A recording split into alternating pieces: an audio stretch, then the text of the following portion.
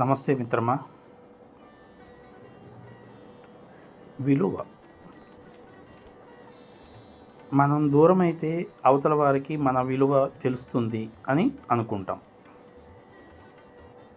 కానీ అది పొరపాటు.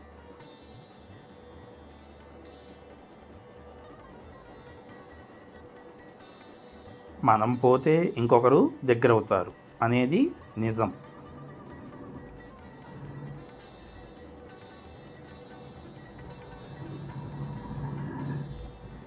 నువ్వు కాకపోతే ఇంకొకరు అనే విలువలు లేని సమాజంలో బతుకుతున్నాం మనం.